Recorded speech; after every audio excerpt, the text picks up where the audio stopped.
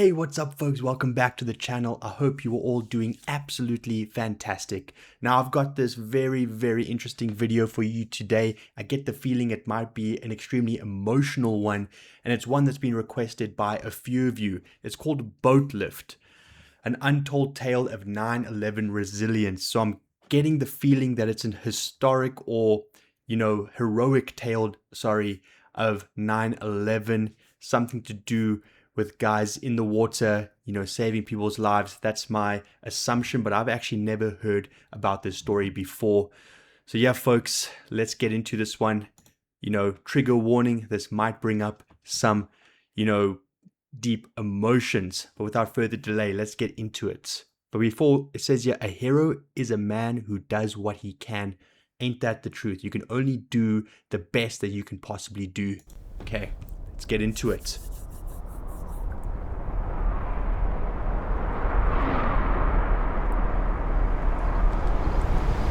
I thought I was watching a movie, Towering Inferno at first. And then I looked real close, and I noticed it was the World Trade Center. I was compelled because I'm a type of person that can't stand by and watch other people suffer. And to me, they were suffering. They wanted to get off the island. And there was no way for them to get off the island other than the water. And I had noticed when I was watching the television, I saw a lot of the ferries going up into the slips and taking people off. I said, fine, we could do the same thing. I could take people on my boat, get in there, take them where they have to go. And that's what we did. So folks, I guess this has to do with picking up distressed people that felt isolated and taking them away to safety. Definitely heroic, especially if these weren't necessarily trained rescue responders.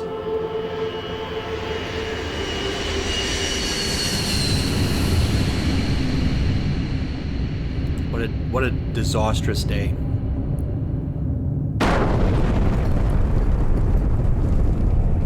Boatlift. On the morning of September 11th, when the towers came down, millions of people ran for safety. Hundreds of thousands of them ran south to the water's edge.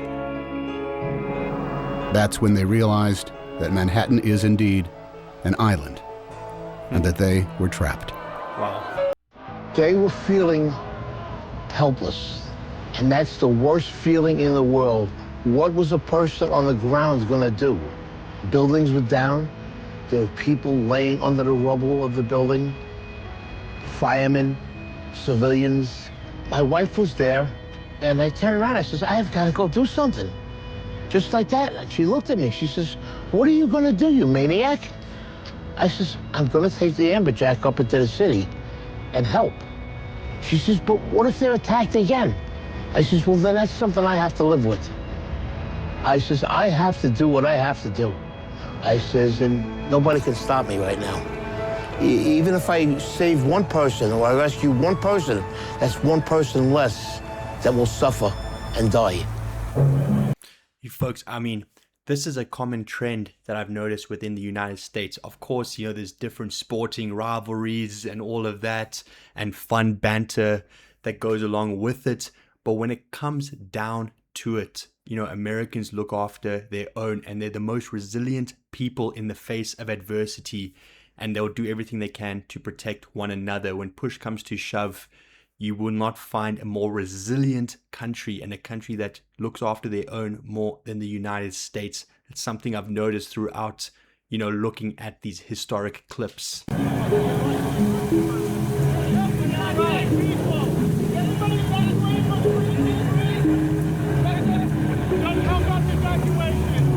They were trying to evacuate Manhattan because nobody knew what was going on. You didn't know if something else was going to happen. It was just a madness on one side and wanting to help people on the other side. They were just streaming out of the buildings, and the first mode of transportation they saw was a ferry boat. Wow. And that's when they knew, this is how I'm getting out of here. So they didn't even care where the boat was going. There wasn't panic in New York in the beginning, just volume. It wasn't until the first building fell that there was panic.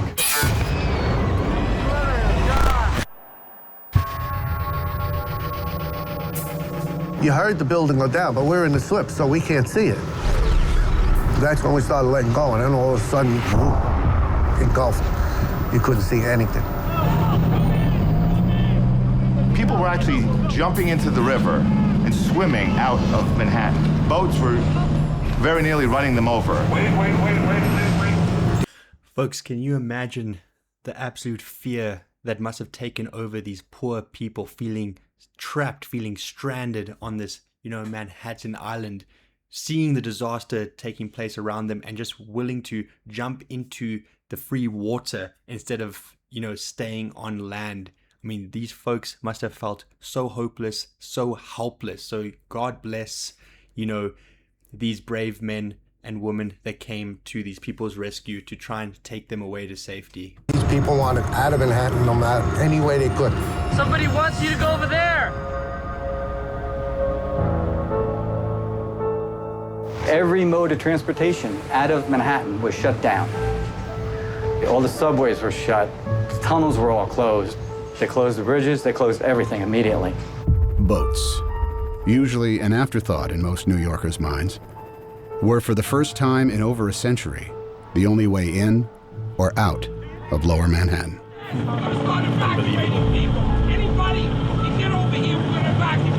The process actually had already started. There were some boats that were grabbing people, that people were lined up at the walls. On the left.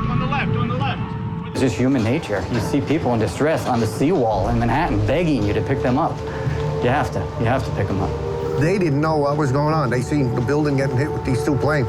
As far as they was concerned, we were being bombed. I was wondering if they were going to come on the boat, if they had people with bombs, or if they were going to come on. We're a big orange target in the middle of that harbor. My job is to keep the boat safe, my passengers safe, my crew safe. Everybody was in shock, running around. They didn't want to leave their families. They had loved ones running around the city. Everybody has a baby.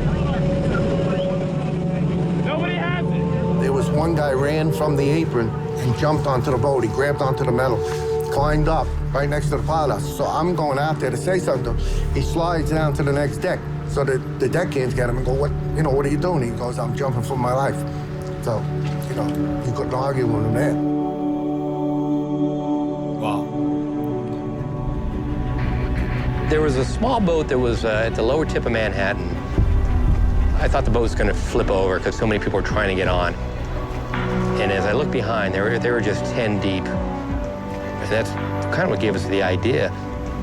We decided that this has to get better organized and we better do it, and that's what we did. So we decided to make the call on the radio. All available boats. This is the United States Coast Guard aboard the pilot boat in New York. Anyone want to help with the evacuation of Lower Manhattan, report to Governor's Island. When that call came on the radio, they were coming. Wow. I was uncertain of who was going to respond. About 15, 20 minutes later, there are just boats all across the horizon. Folks, did you just see that image? That water filled to the brim with different types of boats. Anyone that heard the call answered the call, and that is just absolute unbelievable, looking out for your fellow human being. I'm honestly sometimes in shock when I see all these absolutely great deeds that other people do for each other. This really is one of the true untold tales of heroic 9/11 stories. It should be told more. Literally 100 targets converging on the lower part of Manhattan. Look at all that. When we came out of that dust cloud, tugboats, I've never seen so many tugboats all at once. Wow. There was just like a fleet of tugboats headed to Manhattan. If it floated and it could get there, it got there. All different size, shapes, and forms. And they were zooming across this water. Ferries, private boats, party boats. I worked on the water for 28 years. I've never seen that many boats come together at one time that fast. One radio call and it just came together just that fast.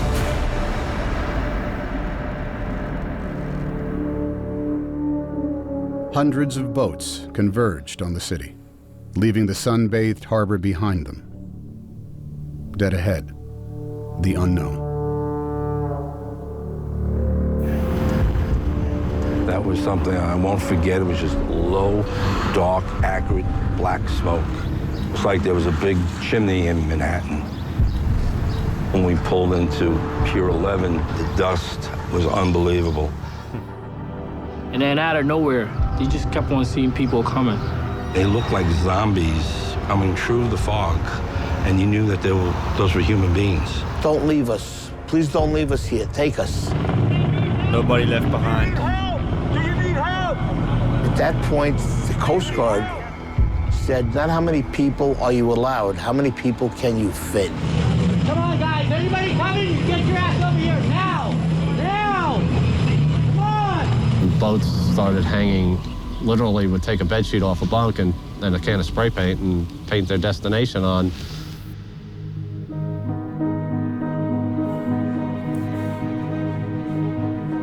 Folks, I mean, you know, you look at these visuals and it must bring back so many horrific memories. For a lot of you, I definitely would, you know, want to get what your mindset was when this took place and what your mindset is when, you know, you hear about these heroic tales. What emotions do they evoke? I'd like to get a conversation like that going in the comments if you're willing to share. Some of these people never been in the water, never been on a boat before. Housewives, workers that do windows. We had executives. And the thing that was the best, everyone helped everyone. I want you to hold my hand. Come on board. Get inside. One at a time. Get inside. I saw 4 businessmen lifting up an old woman with a seeing eye dog, a German Shepherd, and they lifted her up like a surfboard and passed her over the handrails. When we would carry a load of people over, and there was somebody standing there that seen their husband or wife, you know, that made us feel even better, you know. Well, at least we got 2 back together, you know. Let's keep on going, you know. The guy that works at the ferry, he's a welder. His son was on my boat. He actually came up.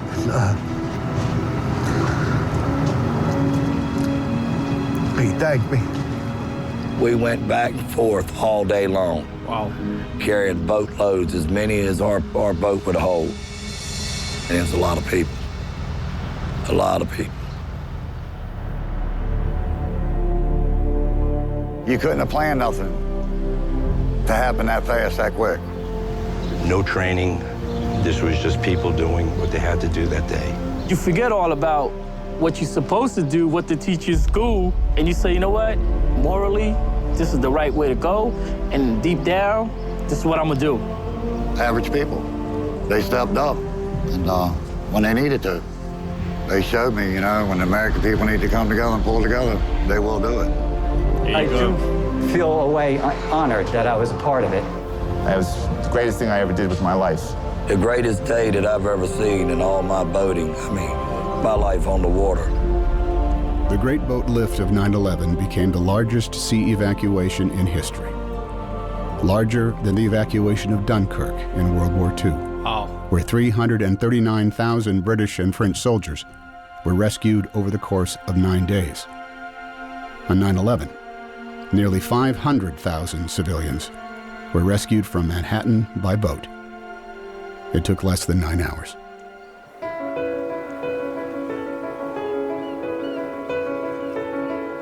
I believe somebody has a little hero in them. You gotta look in, and it's in there. It'll come out, if need to be. I have one theory in life. I never want to say the word I should have. That's If true, I do folks. it and I fail, I tried.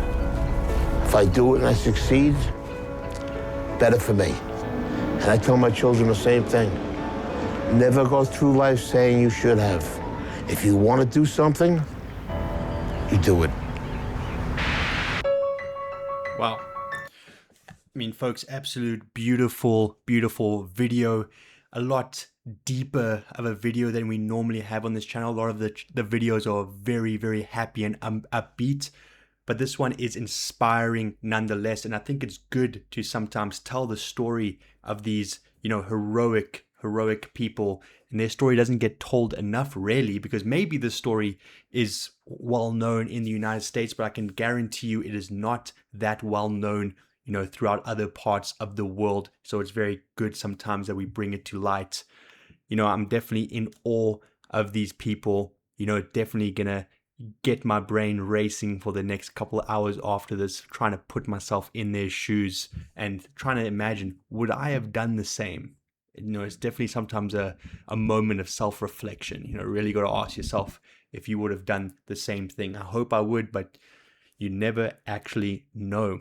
But yes, folks, I'm definitely very, very interested to know your opinions of this video, and I'm hoping that you did enjoy this video. I'm hoping you were inspired this video as much as I was. If you were, you know, please consider liking the video and subscribing to the channel. It definitely helps a lot. I'm uploading pretty much every single day, so please look out for future uploads.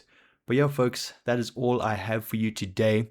So until next time, I hope you have a good one. I'll see you when I see you. Cheers.